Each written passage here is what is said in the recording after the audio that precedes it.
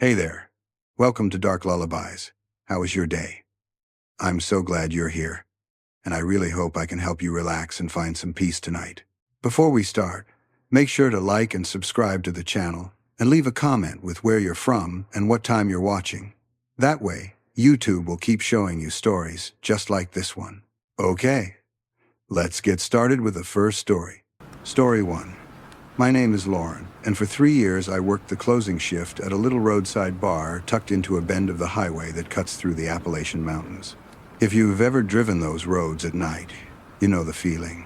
Black tree line pressing in on both sides, the occasional porch light up on a ridge, truck headlights carving through the fog like they're the only real thing left in the world. Our place sat just past a blind curve, a squat brick rectangle with a flickering neon beer sign and a gravel lot that opened into the dark woods behind it. Locals called it the Switchback because of the way the road curled around the hill, but it wasn't the kind of bar that showed up on any travel blog. Inside, it was low ceilings, old country songs on the jukebox, the same regulars nursing the same cheap whiskey, truckers passing through, and the odd-lost tourist who took the wrong exit and decided a drink sounded easier than turning around. I actually liked it. The routine was steady. The tips were surprisingly good for a place where most people paid in crumpled bills, and I'd gotten used to reading people fast. The lonely talkers, the harmless flirts, the quiet drinkers who wanted to disappear for an hour, and the ones you just knew not to push. Weekend nights, my coworkers were around, and the place felt rowdy in a familiar way. But during the week, my boss kept it lean. On Tuesdays and Wednesdays, it was just me behind the bar from 9 until close, with him 15 minutes away at home down the mountain and a grainy set of security cameras watching the doors. Out there with the highway humming and the woods pressing in, you learn to stay alert. Wed had a couple of fights before. A few guys who'd had too much and wanted to take something out on somebody, and Id had to get good at drawing lines with a smile. Maybe that's why I noticed him as soon as he stepped through the door. It was a little after 1 in the morning on a Tuesday, slow enough that the ice in the well had barely melted since 11. He walked in like he knew exactly where he was going, but still took a second to let his eyes adjust to the dark. Late 40s, I'd guess, though it was hard to tell. He was one of those men who seemed like they'd never let themselves go soft. Clean cut in a way that almost didn't match the town. Dressed in a dark charcoal turtleneck and a coat that looked expensive but understated, not flashy. He had that quiet, organized kind of money about him, the kind that doesn't need to prove itself.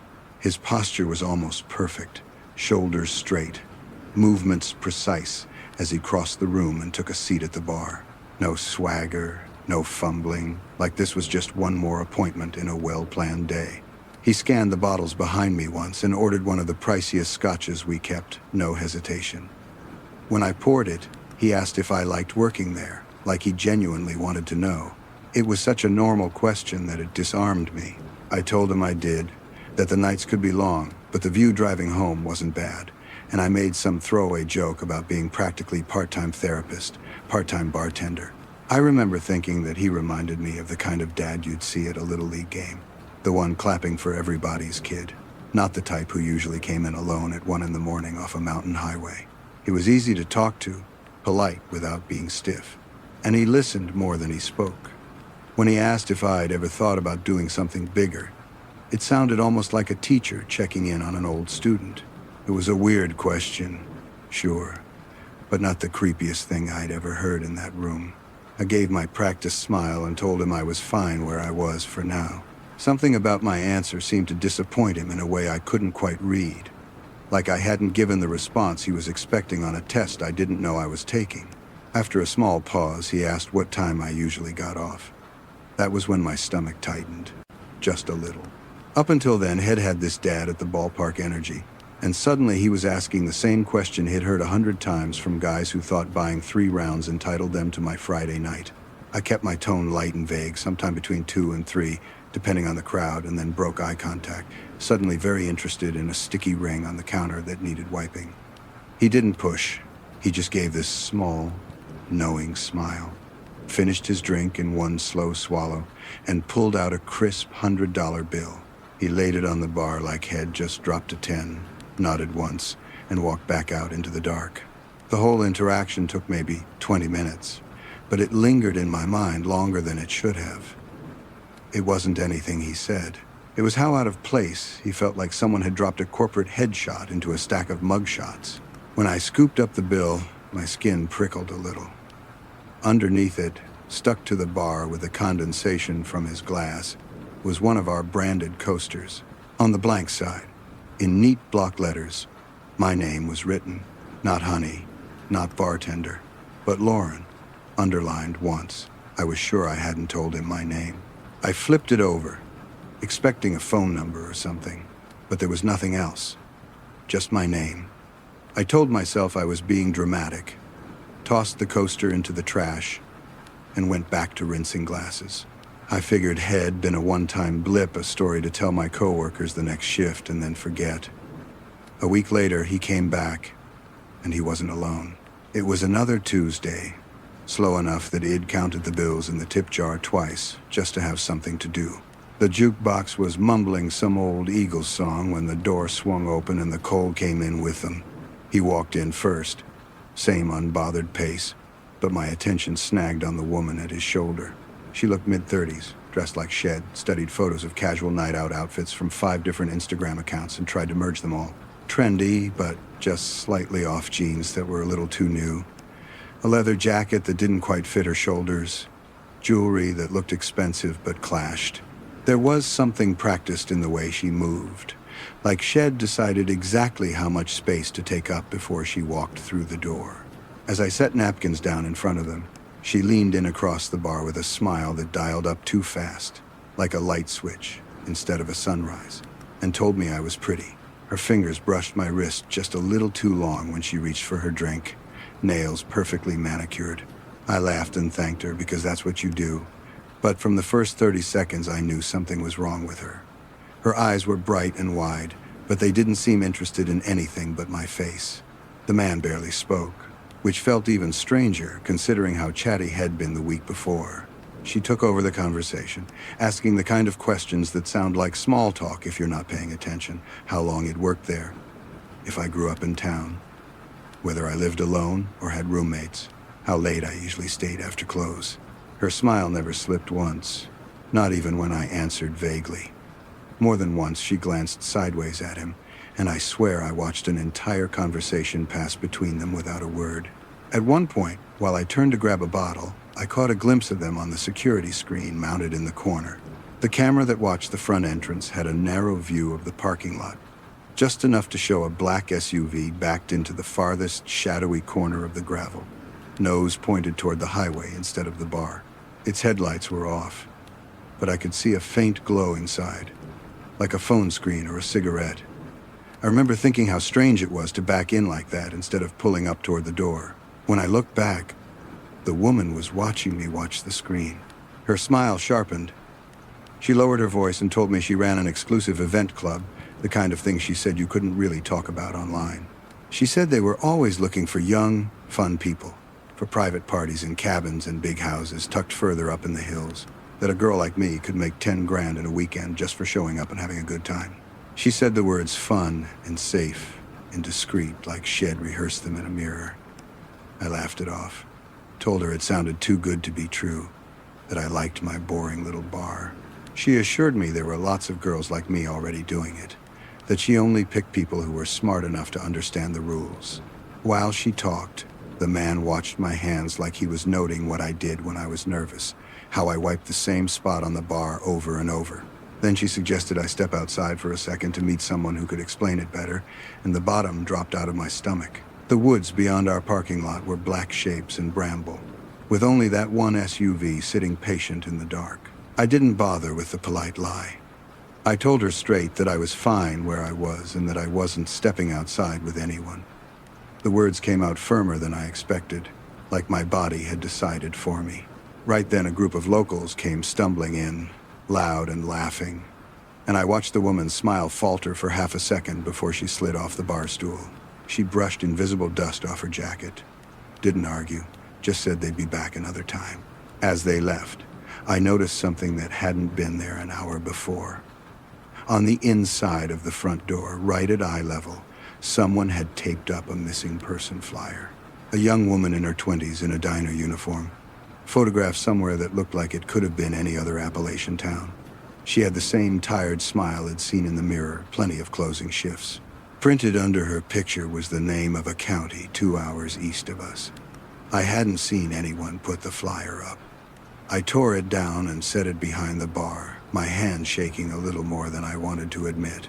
After my shift, I told my boss and coworkers about the pair, about the club, about the SUV backed in like it was poised to leave fast.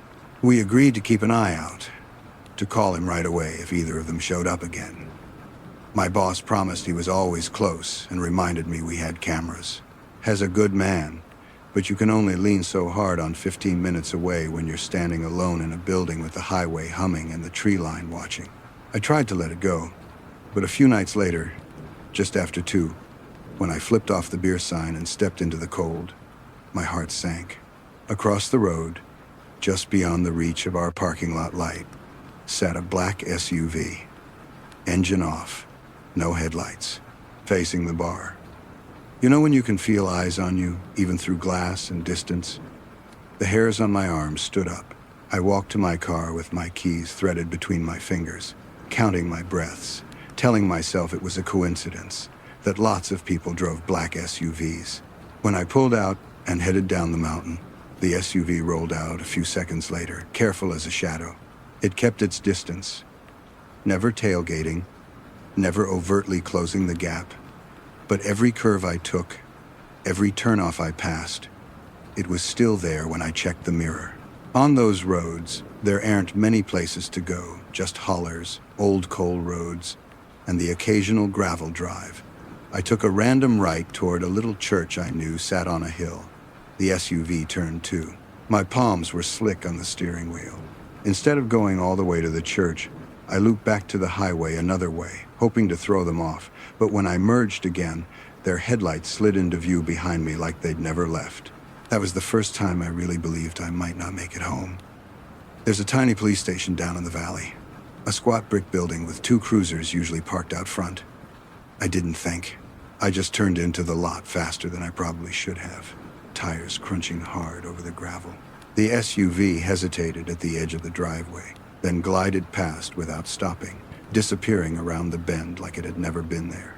I sat in my car shaking, fingers locked so tight around the wheel that my knuckles hurt, watching the empty road and wondering whether they'd circle back. No one ever did. For a few weeks, nothing happened. I went to work, I drove home. I tried to convince myself I'd overreacted. Then one slow Wednesday night, close to midnight, the front door creaked open and she walked in alone. The woman from the SUV. The missing person flyer was still behind the bar, tucked under the register, and just knowing it was there made my throat tighten. I slid my phone out under the counter and texted my boss with hands that suddenly felt clumsy. "She's here. Come now." When I looked up, the woman was sitting in the same spot as before, hands folded neatly, smile turned up to that familiar, unnatural brightness. She told me she'd come to check on me, like we were old friends and it'd been rude not to return a call. I told her we were about to close, that I couldn't serve her. She tilted her head and asked for just one old-fashioned, her voice softening, like she was doing me a favor by making it easy. I thought about refusing outright, but I also knew every second I kept her sitting at that bar was another second closer to my boss pulling into the lot. So I turned to grab the bourbon, counting slowly in my head, breathing around the knot in my throat. That's when I heard the front door click shut. No bell, no goodbye, just a soft snick of metal and wood. When I spun around, her bar stool was empty. The room felt wrong in a way that had nothing to do with ghosts and everything to do with intent, like the air itself was holding its breath. I stepped toward the entrance and saw it through the glass. A black van now, not an SUV, idling just outside the pool of yellow light. Its windows were tinted so dark I couldn't see anything inside, but I could feel the eyes. Without thinking, I slammed the lock on the front door. A second later, from the back of the building, I heard it, the metallic rattle of someone testing the rear service door, then a heavier thud like a shoulder hitting metal. The bar suddenly felt very small and very empty. I grabbed the first thing that had weight, a metal shaker, and clutched it in one hand while I dialed 911 with the other, my voice pulling tight as I told the dispatcher where I was and that someone was trying to get in.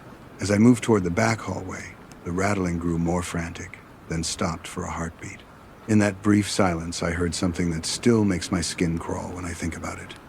The faint scrape of footsteps just under the small barred window in the back door, followed by the slow smear of a hand dragging across the glass. Later, on the camera freeze frame, you could see it clearly, 4 long, greasy prints, like someone had pressed their palm there and grinned. I was trying to decide whether to barricade myself in the office or make a run for the front door when headlights swept across the front windows, bright and familiar. My boss' old pickup. The banging cut off mid-hit. By the time Head jumped out of the truck and Id unlocked the door to let him in, the van was already fishtailing out of the lot, gravel spitting from its tires as it roared toward the highway. My boss caught the plate number, or thought he did, and when the deputies arrived, we sat with them in the tiny office, watching the footage back. Somehow, seeing it on screen made it worse. The woman walking in alone, sitting there with that perfect smile, the moment she glanced up at the camera before she vanished from the frame, as if she knew exactly where it was. 2 figures in dark clothes and masks crouched just outside the front door, waiting for it to open. Another at the back door, pounding with a fist that left smears on the metal. In one frame, the one from the little rear window, you could see part of a face behind the mask, just an eye crinkled in what looked horribly like amusement. When they ran the plate number my boss had given them, it came back as unregistered, nothing in the system. One of the deputies mentioned, almost offhand, that a girl had gone missing a few months back from a bar 2 towns over, off another stretch of the same highway. When he showed me the digital copy of her flyer, my chest went cold. Not because she looked like me, she didn't, but because in one of the photos pulled from her social media, she was behind a bar, laughing at something off camera. In the far left edge of the frame, half cut off, you could see a woman's shoulder and the edge of a leather jacket, fingers with perfect nails resting on the counter. It could have been anyone, but I knew nothing ever came of it, not officially. The van was never found. No one was arrested. My boss doesn't schedule anyone alone at night anymore. Not just me, but any of the staff. He installed better lighting in the lot, better locks on the doors, better cameras. People in town still drift in and out. The jukebox still plays the same tired songs. The highway still hums outside like it always has. But some nights, when I'm driving one of those curves alone and a pair of headlights hangs a little too long in my rear view, all I can see is that black van idling just beyond the edge of the light and the neat block letters of my name on a coaster I threw away. I still don't know how they knew it'd be alone that first Tuesday, or how he knew my name, or how many other exclusive events started with a quiet conversation and ended with a missing flyer taped to a door. I just know that if Id stepped outside when she asked, or if Id run through the front door in a panic instead of locking it, my story might have ended in a gravel lot halfway up a mountain instead of in my own living room. If you've ever worked nights in a place like that, or if something like this has ever brushed up against your life, I'm curious, would you have noticed what I did? Or do you think you would have gone outside? Tell me in the comments. Because sometimes I still lie awake, wondering how close I came, and whether I'd see the warning signs again. Story 2. I used to work the night shift at a tiny fuel stop tucked off a quiet stretch of highway that wound through the Appalachian hills. A place most people only saw because they'd taken the wrong turn or pushed their gas tank too far. My name is Daniel. And for a while, that station felt like my own little island. A box of flickering fluorescent light dropped in the middle of endless dark woods and low mountains. We had 4 pumps, a narrow strip of parking lot, and a store that smelled like burnt coffee and floor cleaner, with shelves lined with stale snack cakes and motor oil. Once the sun dipped behind the ridge, the town might as well have disappeared. The only signs of life were the occasional 18-wheeler grumbling past and the neon open 24 hours sign buzzing in the window. I didn't mind it at first. Nights were simple. Restock chips, mop the floors, check dates on milk, and ring up the random trucker or overnight driver passing through. I liked the quiet more than I liked people. And there was something oddly peaceful about standing behind the counter, listening to the soft hum of the coolers while the cameras cycled through their grainy views of the lot and the tree line. Still, it wasn't lost on me that there was a history in that place. The older guys who trained me didn't talk about it much, but every once in a while they'd mention, almost casually, that things had happened there before. On my second week, when I stepped outside to smoke on my break, I noticed faint dark stains in the concrete near the side of the building, old and scrubbed but not gone, trailing toward the woods. Next to the back door, in the metal frame, there were 3 deep gouges like someone had tried to pry it open with a crowbar and given up. When I asked, one of my coworkers shrugged and muttered something about a robbery years back, about a clerk who didn't make it and a security tape that never resurfaced after the police took it. They said it like they were telling me what days the trash was picked up. After that, I became painfully aware of every lock, every camera angle, every blind spot. I remember the night it happened with that kind of sharp clarity your brain saves for car accidents and funerals. It was a little after 2:30 inches the morning, one of those cold, damp nights when the air feels heavier than usual and the fog sits low over the road like it's trying to swallow sound. Business had completely dried up by then. Even the long-haul drivers had moved on. He had already wiped down the coffee station twice and was leaning against the counter, scrolling through my phone just to stay awake. The highway outside was nothing but a dark ribbon threading between the hills.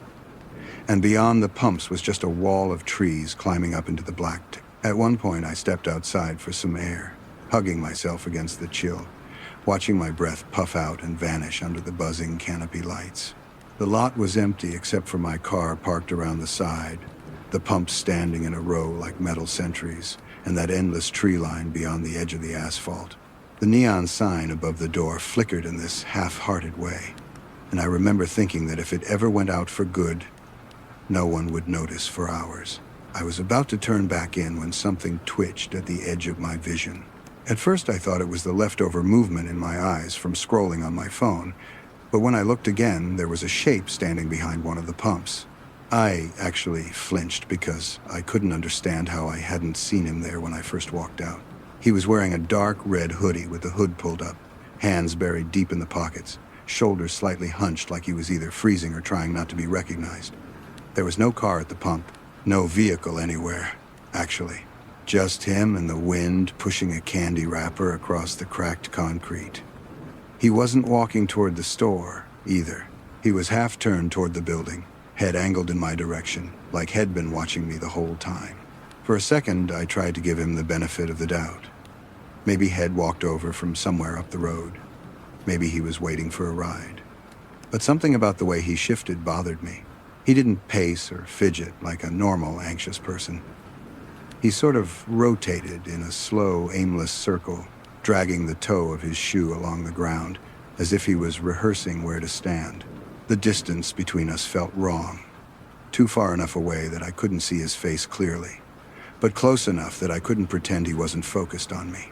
I decided it'd feel safer with a counter between us, so I went back inside, locking the door out of habit more than intention, and watched him through the glass while pretending to check the lottery tickets. Under the harsh white lights, he looked even stranger.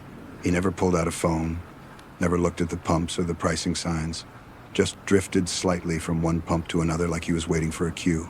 The cameras over the register showed him as a grainy figure in a red blur, head always slightly down. Minutes passed like that, stretching thin. I remember hoping a trucker or even a drunk local would pull in just so I wouldn't be the only person he was focused on. Eventually, he started toward the door, slow at first. Then with a weird snap of decision like Head finally hit play in his head. He pushed inside without hesitation, and the bell above the door chimed in this painfully normal way that almost made me laugh. Up close, he looked younger than he'd expected, maybe late 20s, but there was nothing boyish about him. His skin had that sallow, sleep-deprived cast that could have meant drugs or just bad living, and his eyes were restless, tracking my hands, my shoulders, the corners of the store in quick flickers. He just stared at me for a few long seconds, like he was memorizing my face. And then in this rushed, stumbling way, he told me his car had broken down right before the pumps. He needed a jump, he said. or maybe some gas. Just enough to get to the next town down the highway. The story didn't land. For one thing, I'd just been outside and there had definitely not been a car. For another, he delivered it like a script head, only half practiced. The words tumbling over each other too fast, then stopping abruptly so he could watch my reaction. I offered to call a tow truck, because that's what we're supposed to do when someone's stranded. The no came too fast, his head jerking in this sharp little motion. He said he just needed a flashlight, maybe someone to help him look under the hood. Nothing big. The way he said it made my skin crawl. It wasn't just what he wanted, it was how intently he watched my face. Every word I said was being analyzed for something I couldn't see. I asked him where the car was parked, fully expecting his story to fall apart, and he said it was just beyond the highway entrance, out of view from the front of the store. I didn't believe him until he pointed behind me at the monitor, showing our outside cameras. When I turned to look, my stomach dropped. Sure enough, there it was, a sedan parked just off to the side of the entrance, far enough from the pumps that someone pulling into the lot wouldn't immediately notice it, angled toward the woods. The headlights were off, the car dark and still. For a split second, I doubted myself. Maybe he really was in trouble. Maybe he'd just been too wrapped up in my own head to notice a whole vehicle when I stepped outside. Then, something moved near the back bumper. On the screen, barely visible in the fuzzy black and white footage, I saw a shape shift and settle again. Someone was crouched, just out of full view, behind the rear of the car, their outline blending into the shadows. It was such a small movement that if I hadn't happened to be staring at the monitor, I might have missed it. A cold wash of dread rolled over me, the kind that starts in your stomach and crawls up your spine. My mind split in two. One part of me smiling and nodding, the other screaming that the only reason you crouch behind a stranger's car on a deserted highway at 2:30 a.m. is because you want to surprise someone. And not in a good way. I forced my voice to stay, even as I said it'd be happy to help, but that I needed to grab my phone from the back office first. I turned slowly, trying not to send any visible signal that I knew exactly what was happening, and the second his reflection slipped out of my direct line of sight, my hand shot under the counter and slammed the emergency panic button. The alarm went off instantly, this high, piercing shriek that filled the store and shuddered in my bones. I'd never heard it before except in training, and hearing it in real life was nothing like the neat little demonstration they gave us. It sounded feral, like the building itself was screaming. I braced for him to rush the counter or try to grab me. Instead, he did something worse. His entire body language changed. The fake jittery energy drained out of him. He straightened up, shoulders loose, hands still in his pockets, and for a heartbeat, he just looked at me. Then he smiled. It wasn't embarrassed, like he'd been caught in a stupid lie, and it wasn't panicked, like someone realizing they'd made a mistake. It was slow and deliberate, the kind of smile people make when they've confirmed a theory. He held my gaze for just a second longer, then turned and ran, not out toward where the car was on the screen. He bolted straight for the door, sprinted across the lot, and disappeared off to the side of the store, in the direction of the woods. I rushed around the counter to the monitors, heart banging in my throat. On the rear camera I saw him, and at least one other figure, someone who'd been crouched behind the car, take off at full speed into the trees, their bodies slipping between trunks and vanishing into darkness like they knew the terrain by heart. The car just sat there with its dead headlights and closed trunk, silent and inert, like a prop they no longer needed. The alarm kept screaming until it finally cut out on its own, leaving the store weirdly silent. When the police arrived, 2 deputies and a state trooper, it was almost surreal how normal they looked standing under the humming fluorescence while my hands still shook. They checked the lot, the tree line, shone flashlights into the brush, but the woods swallowed sound and light the way they always did. And if the men were still out there, they were buried deep. Inside the store, one of the officers froze when he looked down at the counter. I hadn't noticed it in my rush. Near the register, on the side closest to the exit, someone had carved a single straight line into the laminate, about 4 inches long, thin and deliberate. It was too fresh to be old damage. You could still see the faint curl of plastic at the edges. It lined up perfectly with where my hand usually rested when I leaned forward to hand back change. The thought that someone had been close enough and calm enough to mark the exact spot where they'd wanted me to be made my skin crawl in a way the alarm hadn't. They walked me out to the car together, their flashlights cutting through the fog. Up close, the sedan looked ordinary, mid-range, a little dirty, no obvious damage. But when the trooper opened the passenger door, the interior light clicked on, revealing details that made my stomach turn. There was a blanket folded neatly in the back seat, along with a small duffel bag unzipped just enough to see rolls of duct tape, a pair of work gloves, and a bottle of heavy-duty cleaner. On the floor behind the driver's seat was a length of nylon rope coiled like it had been carefully placed there. And in the front passenger footwell, half tucked under the mat, was a printed map of the surrounding highways with a few locations circled in red ink. Our station was one of them. Somebody had planned that stop. Later, when they popped the trunk, I forced myself not to look too closely. I saw thick plastic sheeting, more rope, and a metal toolbox speckled with something dark that could have been oil, could have been rust, could have been anything. I didn't want to know. The deputies took my statement, copied the security footage, and had the car towed away. A few days later, they came back with an update that felt like something out of a bad movie. The sedan had been reported stolen almost a week earlier from a town over 100 miles away. No one had come forward to claim it. No missing persons tied to the plate. No fingerprints they could immediately match.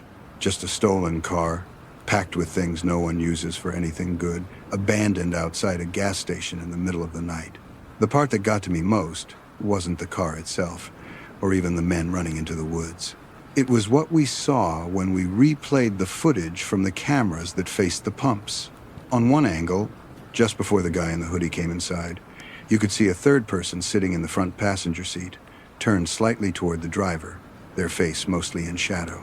The door never opened on camera. The person never stepped out. But when the officers found the car, that same passenger door was latched, and the seat was empty. Somewhere between the grainy freeze frame and the search, that third person had vanished into the dark without leaving so much as a footprint on the cold, damp ground. People like to make jokes about haunted stations and cursed stretches of highway when they hear me tell this story, but there's nothing supernatural about it. It's much simpler and much worse than that. 3 living, breathing people spent days driving around those mountains in a stolen car, circling places like mine, planning. They had the tools, the timing, and the terrain on their side. I just had a panic button and one moment of listening to the part of my brain that said, "This doesn't feel right." That was months ago, and I don't work nights anymore. I transferred to a different job, one with actual coworkers and locks that don't open onto a wall of trees. Sometimes I still drive past that old station during the day. From the road, it looks harmless, almost pathetic, a small, tired building with faded signage, the kind of place you'd forget an hour after filling up. But I can't unsee that empty passenger seat, that carved line in the counter, that smile right before the alarm went off. Every time I hear about a missing person on the news, some girl who never made it home from a late shift or a guy whose car was found by the side of the road, my mind goes back to that night and the way those men ran into the Appalachia woods like they'd done it before. I think about how close I came to stepping outside with a flashlight and a stranger who just needed a little help. If you've ever worked alone at night, or if you've ever ignored that bad feeling because you didn't want to seem rude or paranoid, I'm curious, what would you have done in my shoes? Would you have gone out to check that car, or hit the panic button like I did? Tell me in the comments, because sometimes the only thing that keeps me from spiraling is hearing what other people think they would have done in the same fluorescent, humming, too quiet room. Story 3. My name is Emily, and for almost a year, I worked the night shift at a big box store off a highway that cuts through the Appalachian foothills. If you drove past it in the daytime, it looked like any other sprawling superstore in any other small town, huge parking lot, endless rows of cars, kids begging for toys by the sliding doors. But at 2 or 3 in the morning, it felt like something else entirely. Outside, the mountains turned into dark silhouettes pressed against the sky, and the fog from the river crept up and pooled in the low spots of the lot. Inside, the overhead lights hummed, the air vents rattled, and the aisles stretched out so long that standing in the middle of them, you could forget there were people anywhere on the planet but you. I usually worked in electronics, which meant that most nights were a slow drift of facing shelves, straightening phone chargers, and pretending to look busy while my brain floated somewhere else. By that hour, the only customers we usually saw were truckers getting supplies before heading back onto the highway, college kids on sugar runs, and the occasional local who seemed to live in their car. A lot of the time, it was just empty aisles, security cameras, and my own reflection in the dark TV screens. That night started like any other. Dead quiet. The store so still that every squeak of the shopping cart wheel sounded loud. Around 1 a.m., I was restocking memory cards, working halfway down the aisle, when I looked up at the convex mirror dome at the end. In it, my image bent in the curve of the glass.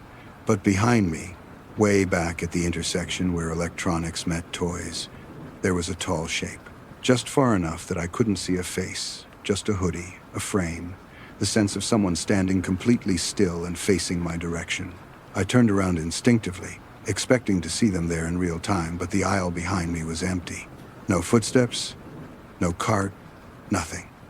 I told myself, it imagined it, that it was probably a display or the way the light bounced off something shiny. Still, I felt that little prickle between my shoulder blades, the one you get when you realize you can't see as far as you thought you could. A little later, I noticed him for real. At first I assumed he was just another late-night wanderer, the kind of guy who kills time flipping through bargain DVDs and never buys anything. But he didn't move like that. He had this way of hovering just at the edges of my vision, lingering in the next aisle over while I stalked, standing too still near the clearance end cap, pretending to look at a wall of headphones while his eyes kept tracking me. Every time I glanced up, he was there again. Not close enough for me to call him out, not far enough to ignore. He never picked anything up, never pushed a cart, never even pretended to compare prices. He just existed in my orbit, orbiting tighter and tighter. I thought about radioing for my manager, but when I reached for my walkie, all I got was a dead hiss. The batteries, which I'd meant to change at the start of my shift, had completely died. That feeling of being alone in a place full of cameras and policies suddenly felt very real. I started rehearsing what he'd say if he finally approached me. Some polite but firm line about being busy. When I felt a hand clamp around my arm, my whole body jolted. For a split second, I was sure it was him, but when I turned, I was staring into the smiling face of a woman I had never seen in my life. She had this bright, overdone friendliness, the kind of expression you put on for a family photo you don't want to be in. Her grip on my arm was warm and strong, too strong, her nails pressing crescents into my skin through my sleeve. In this loud, cheerful voice that carried down the aisle, she called me by a familiar nickname like we were old friends and launched into some rambling monologue about how she'd been looking for me everywhere, like we'd come in together and gotten separated. For everyone else, if there had been anyone else around, it would have looked like two friends reuniting after splitting up to shop. Then, without breaking that big social smile, she leaned in closer, her perfume sharp and sugary, and in a low, urgent voice told me the man had been recording me for a while. She said he'd been following me from aisle to aisle with his phone angled toward me, that she'd seen him zoom in on me more than once. My stomach dropped. I tilted my head just enough to look over her shoulder, and there he was, standing at the end of the aisle, no longer pretending to shop, just watching. From that distance, I couldn't see a phone in his hand, but I could feel the intention. Every instinct I had screamed at me to get away from him, and there she was, offering me a way out, already steering me gently by the arm. I let her pull me. I was grateful, honestly. I clung to the idea that someone decent had stepped up, that she'd noticed what no one else had and decided not to look away. As we moved, she kept up the act, talking loudly about totally normal things, weekend plans, a movie, some trip she supposedly took as if she were filling in the gaps for anyone who might be listening. I barely processed the words. My mind was stuck back there with that man and the idea of his phone pointed at my back. The woman walked fast, taking side aisles instead of the main runway through the store. At first, it made sense. I figured she was trying to keep us out of his line of sight, to lose him between shelves of detergent and plastic storage tubs. After a few turns, I risked a glance behind us and felt a wave of relief when I realized he wasn't there. Just empty aisles and stacks of merchandise. We'd gotten away, I thought. We were fine. That was when things started to feel off. She didn't slow down when it became clear he wasn't trailing us. She tightened her grip instead, just a fraction. Enough for me to feel the sharp edges of her nails digging more insistently into my skin. I told her I thought we were okay now, that maybe we should go find my manager or call security. She brushed it off with a quick reassurance, saying he was probably still lurking nearby and that she knew where the safest exit was. We moved past the registers, which were mostly empty at that hour, past the self-checkout stalls and their glowing screens, past the aisles that still had the occasional night stalker in them. With each step, the store got quieter, the hum of the vents louder, the overhead lights a little dimmer. Up ahead, I could see the warehouse doors, the swinging double doors that led to the storage area, and beyond that, the side exit employees used for loading trucks and taking out trash. That door didn't have cameras pointed directly at it. I knew that from the safety videos. As we passed a cleanup cart, I caught our reflection in a narrow steel panel, her smile wide and fixed, my face pale and uncertain. In that stretch of polished metal, her eyes looked different, flatter, calculating. It hit me then, all at once, that we were heading toward the one part of the building where no one would be watching. I dug my heels in. I told her firmly I wanted to go back toward the front, that there were cameras and people there, that I didn't feel right going near the loading docks. She kept smiling, but something behind it stiffened. Her hand didn't loosen. She told me we were almost there, that it was safer if he couldn't see us from the front of the store. The funny thing is, I wasn't scared of the man anymore. I was scared of her. I looked around and realized how empty it had become.